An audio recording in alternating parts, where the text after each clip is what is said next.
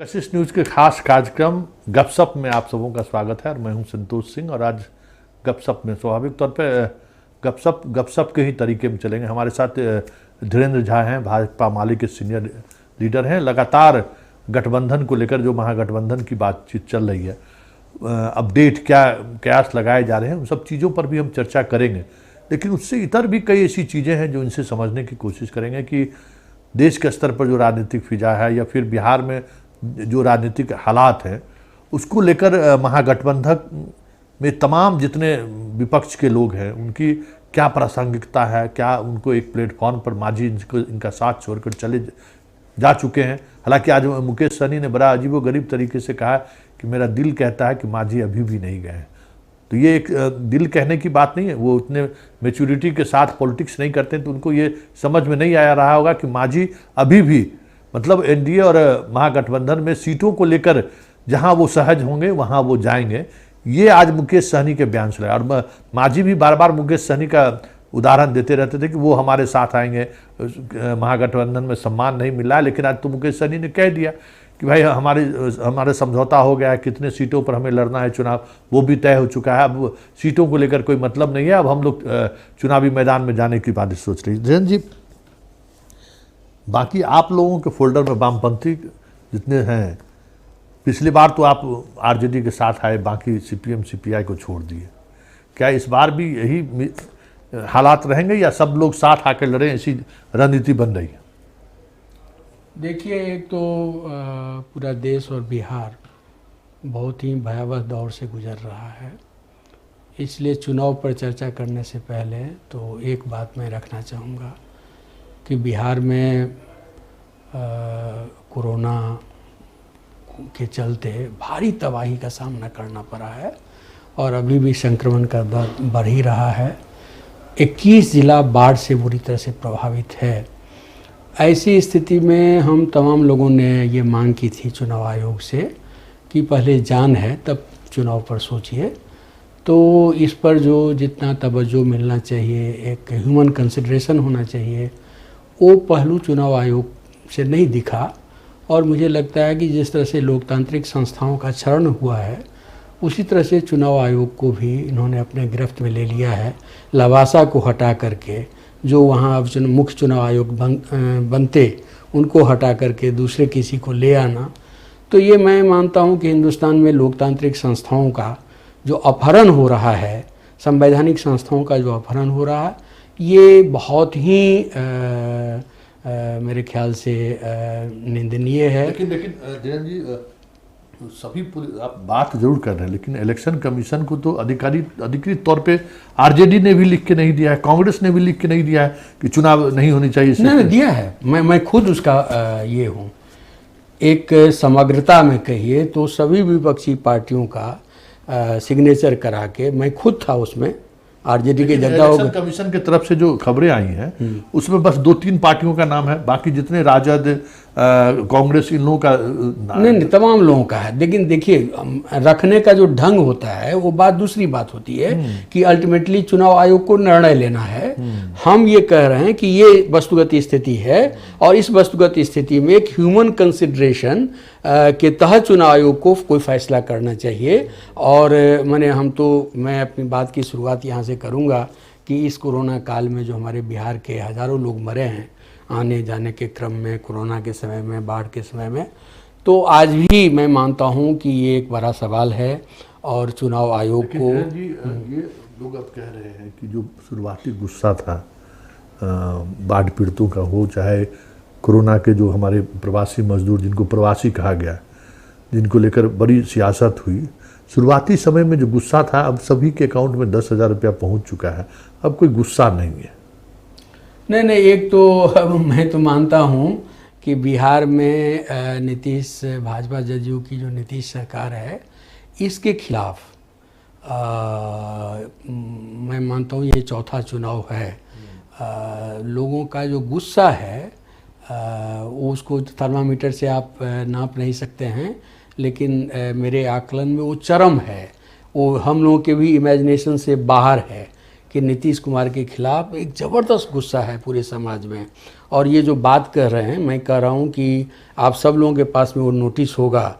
बिहार सरकार ने नोटिस जारी किया था कि क्वारंटाइन जो भी बिहार में आएंगे क्वारंटाइन सेंटर में रहना होगा। क्वारंटाइन सेंटर से जब वो जाएंगे 2,000 रुपये दिए जाएंगे आने जाने का खर्च। लेकिन आप पूरा पता कर लीजिए, मैं तो कम से कम 6 जिला इस कोरोना काल में घूम करके आया हूँ, किसी भी मजदूर को वो पैसे नहीं मिले हैं। और मजदूर भारी खर्च लगा करके जैसे तैसे, गुजरात में कहिए मैंने घूस दे करके टिकट कटवा करके लोग आया है, कमीशन एजेंट को पैसा दे करके आया है। लेकिन कहीं उनके प्रति जो एक संवेदना होनी चाहिए, उनके से 10,000 रुपया की ही तो मांग हो रही थी कि तमाम प्रवासी मजदूरों के अकाउंट में 10,000 रुपया कोरोना लॉकडाउन भत्ता दीजिए, वो भी तो इन्होंने नहीं दिया। लेकिन अब वो गुस्सा नहीं है, कहा जा रहा है कि अब वो गुस्सा नहीं, अब सब लोग फील गुड महसूस कर रहे हैं।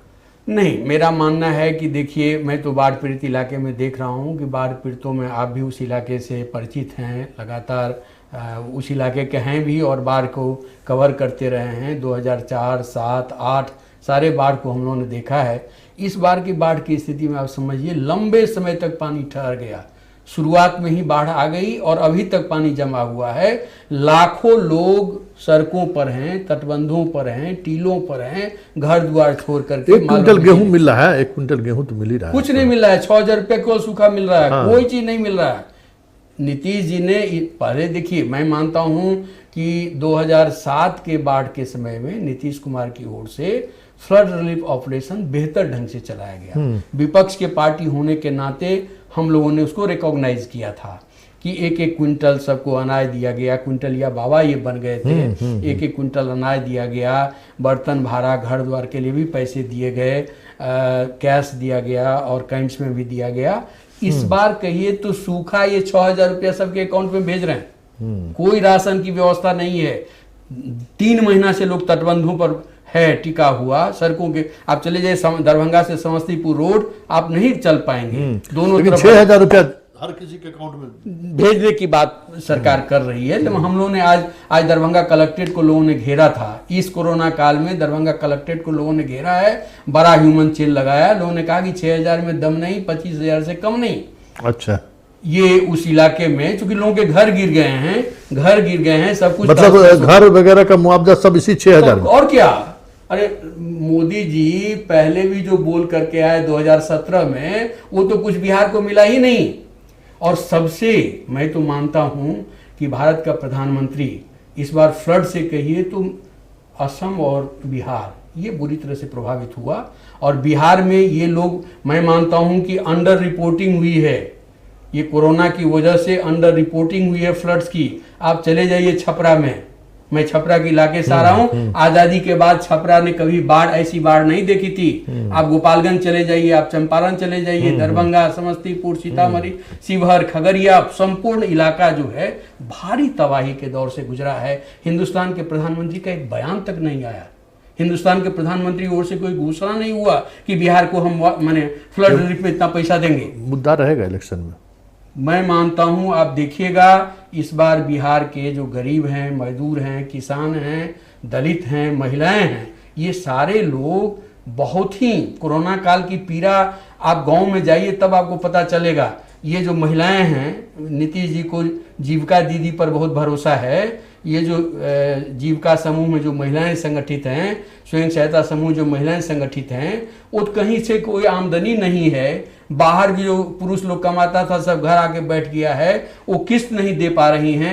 सुप्रीम कोर्ट ने कहा कि आप अगस्त तक कोई किस्त नहीं वसूलिए, लेकिन घर घर में किस्त वसूलने की को लेकर के दबाव बनाया जा रहा है। सेल्फ हेल्प ग्रुप जो बना हुआ था जी, तो सेल्फ हेल्प ग्रुप को ये सुप्रीम कोर्ट का निर्देश है कि कोई लोगों से किस्ती नहीं वसूला जाए। और बिहार के उन महिलाओं को मैंने बहुत कम, मैंने 50,000, 40,000, 1 लाख इसी रेंज में महिलाओं को लोन मिलता है। वो लोन माफ करने की बात हो रही है, उस पर आप ध्यान नहीं दे रहे हैं। किस्ती माफ करने की बात हो रही है, 6 महीने का किस्ती कॉल माफ कर दीजिए, ये भी सरकार इसके लिए तैयार नहीं है। इसलिए गुस्से का मैं मानता हूं कि एक्यूमुलेटेड एंगर इस चुनाव में सामने आएगा। और वो जिस तरह से ये कह रहे हैं कि हम हमारे सामान्य स्थिति हो गई है और सामान्य स्थिति है बिहार में, और लोगों की जो जीवन स्थिति है जो बदतर है, मैंने भूखमरी अच्छा, लेकिन ये ठीक है, ये स्थिति है, लेकिन विपक्ष उसको चुनावी मुद्दा बनाने की स्थिति में है। आप लोग तो अभी भी गठबंधन का न स्वरूप सामने आया है, न एक कोई खास एक प्लेटफॉर्म से चीज़ें, क्योंकि अब तो और डिजिटली सारी चीज़ें होनी है, तो वो दिख कहाँ रहा है कि आप लोग इस इशू पे सरकार को घेरने जा रहे हैं?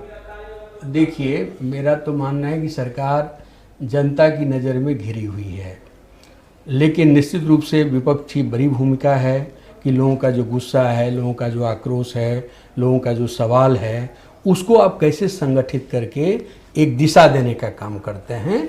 तो और विपक्ष को ये काम तो करना होगा, इसमें थोड़ी सी विलम्ब भी हो रही है, लेकिन मुझे पूरा विश्वास है जो प्रक्रिया चल रही है, मैंने एक विपक्ष का एक बड़ा समूह एकताबद्ध होकर के सरकार को घेरने का काम करेगा, और ये निश्चित रूप से मैं मानता हूँ कि लोगों के जो संगठित गुस्सा है उसकी एक चरम अभिव्यक्ति इस चुनाव में बिहार में होगा। चलिए, चरम अभिव्यक्ति की बात हो रही है, लेकिन सवाल विपक्ष की बात भी हो रही है कि विपक्ष किस तरीके से एकजुट होकर इस मुद्दे को लेकर पब्लिक डोमेन में जाती है। हालांकि इस बार वो उसकी संभावनाएं काफ़ी कम है, जिस तरीके से डिजिटली प्रचार होना है।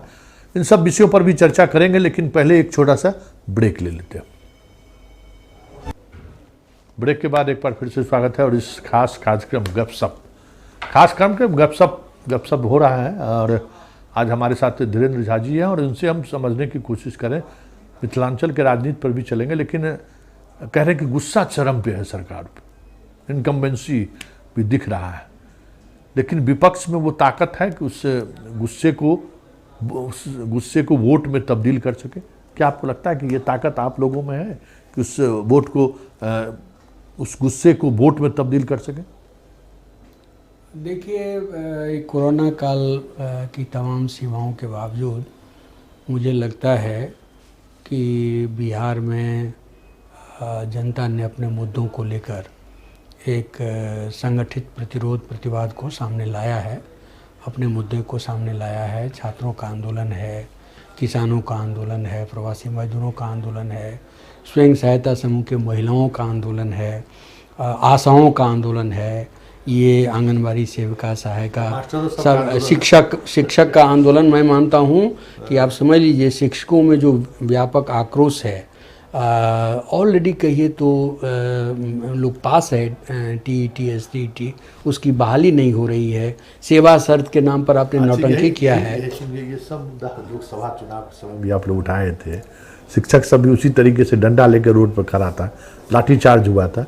कहाँ वो वोट? देखिए, लोकसभा चुनाव की स्थिति बिल्कुल भिन्न थी। मेरा मानना है कि लोकसभा के चुनाव में एक हाइपर नेशनलिज्म क्रिएट करने में मोदी जी सफल हो गए पुलवामा के बाद, लेकिन अब हिंदुस्तान के लोग ये भी जानना चाहते हैं कि पुलवामा का क्या हुआ।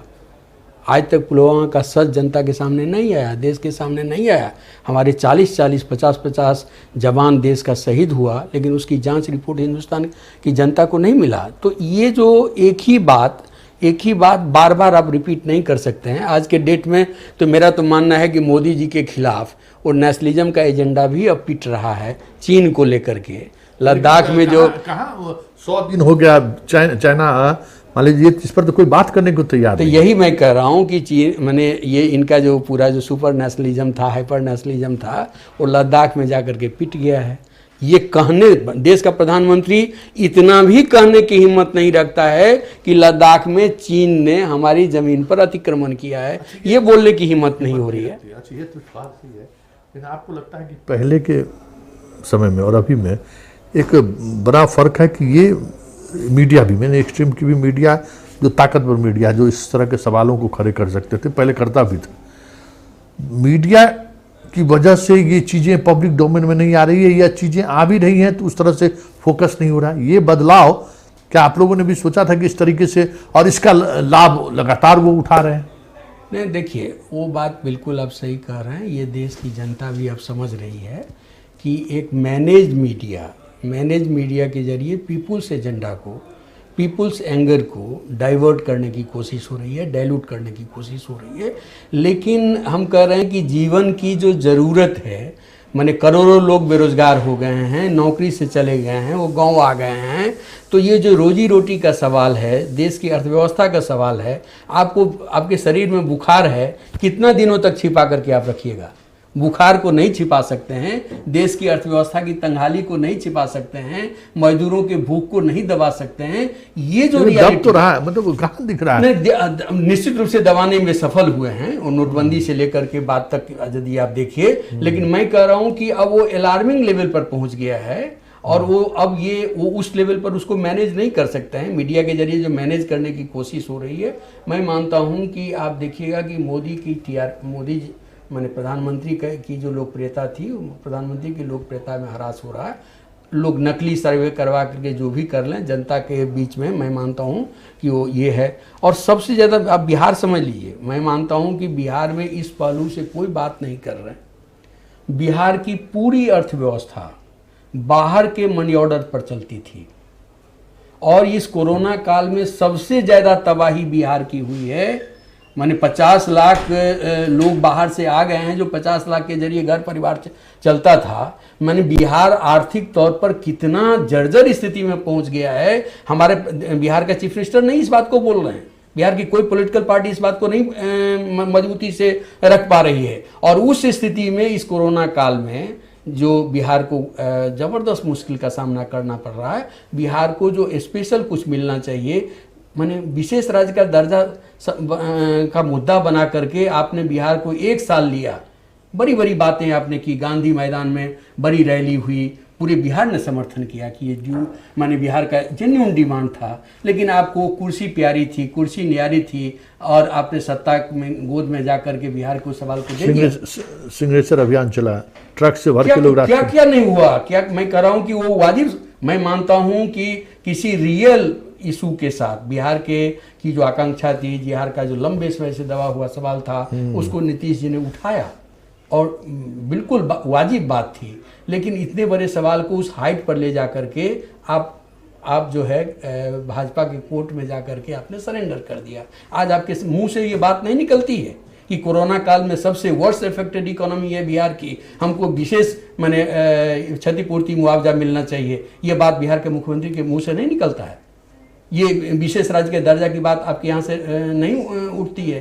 तो ये जो, लेकिन धीरेन्द्र जी, उसकी जरूरत क्या? जब हम चुनाव जीत ही रहे हैं, जनता जब उसके लिए तैयारी है, उसकी जरूरत क्या है उस चीज़ों पर बात करने? मेरा मानना है, मैंने देखिए, ये जो पैटर्न बनता है हमारे देश में आप देखिए, मोदी जी ही केवल 2 बार चुनाव नहीं जीते हैं। हमारे देश का एक पैटर्न है कि जनता जब एक बार किसी के पक्ष में जाती है तो वहाँ से फिर अलग होने में एक समय लगता है। ये हमारे यहाँ का पैटर्न रहा है। मैंने जन आकांक्षा की कसौटी पर आप नहीं भी उतरते हैं तो भी उसका एक नेटवर्क बन जाता है, उसकी फॉलोइंग्स बन जाती है, उसको ब्रेक करने में एक समय लगता है।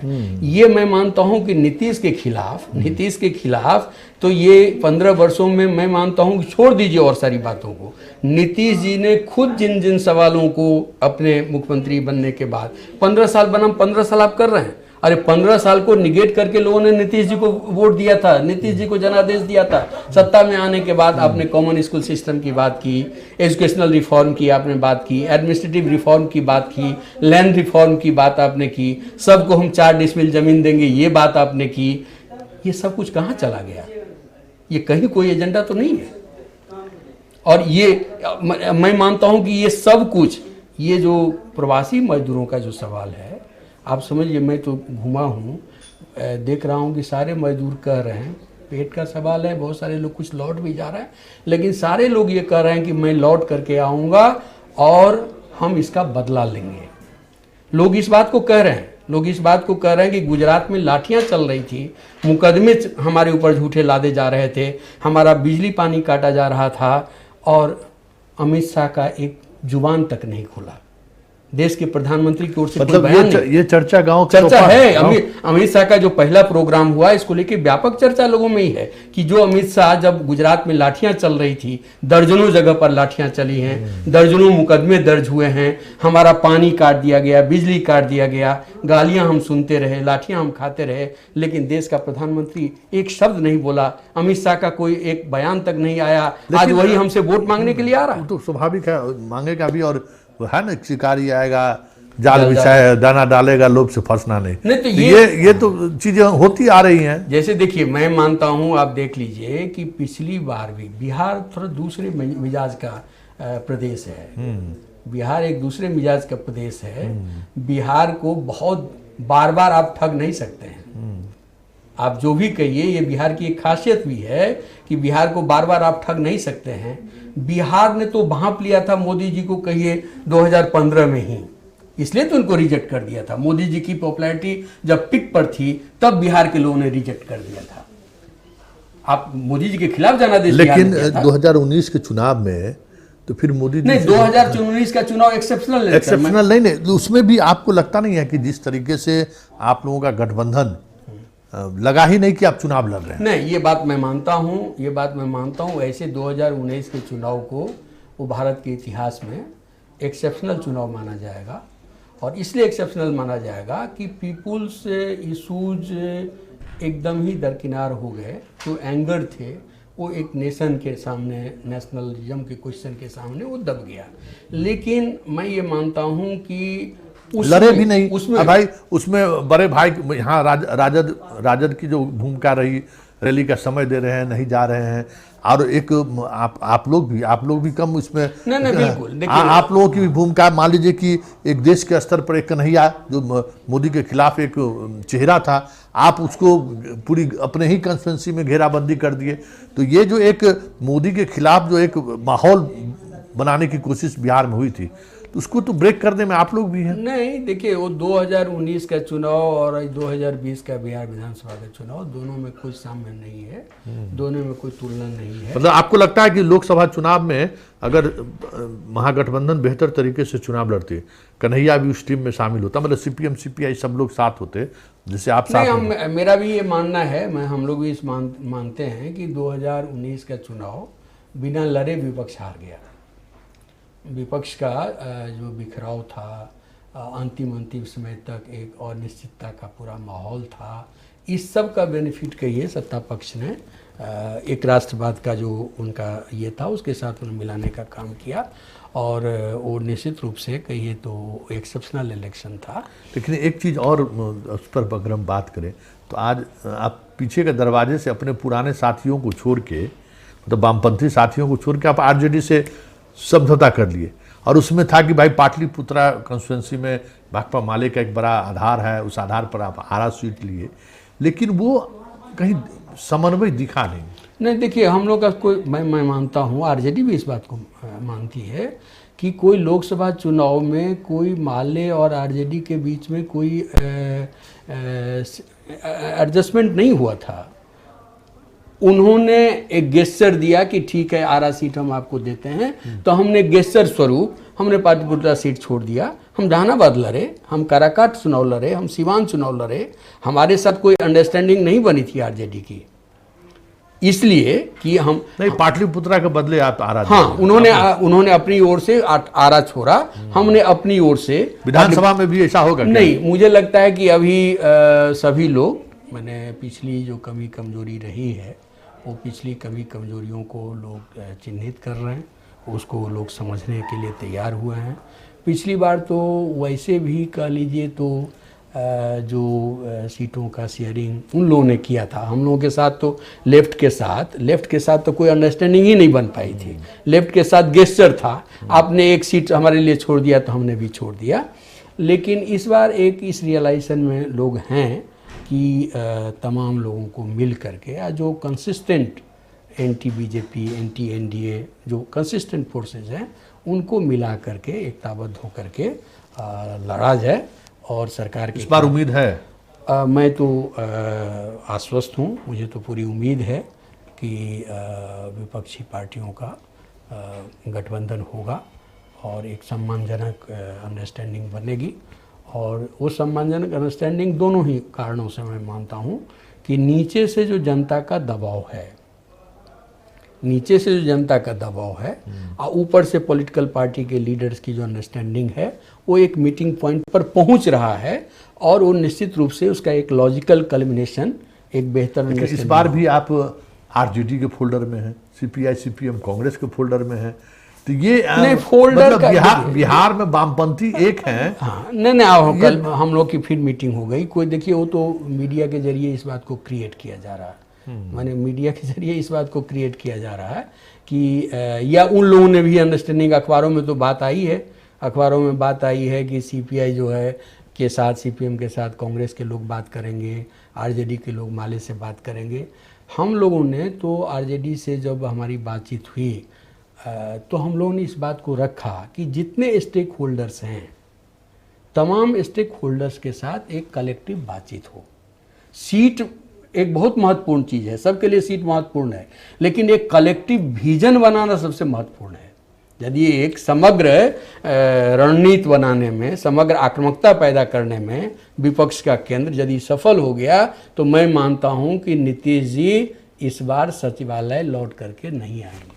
चलिए इस गपशप कार्यक्रम को समाप्त करते हैं। और लेकिन चलते चलते जिन चीज़ों पर धीरेन्द्र झा जी ने इंकित करने की कोशिश की है कि अगर समग्रता के रूप में अगर विपक्ष ये माहौल बनाने में कामयाब रहे, हालांकि बड़ी मुश्किल है, न रैली होगी न फिर उस तरह का अभियान चलाने की जो एक चलते चलते ये जो वर्चुअली सारी चीज़ें होंगी, मतलब बिहार का जो मिजाज रहा है चुनाव में, एक अलग तरह का रैली, पंपलेट पोस्टर तो पहले से बंद है, लेकिन ये जो तरीका होगा उसको लेकर बिहार की जनता कितना अपने आप को तैयार है, मतलब उस पर गाँव में क्या चर्चा हो रही है?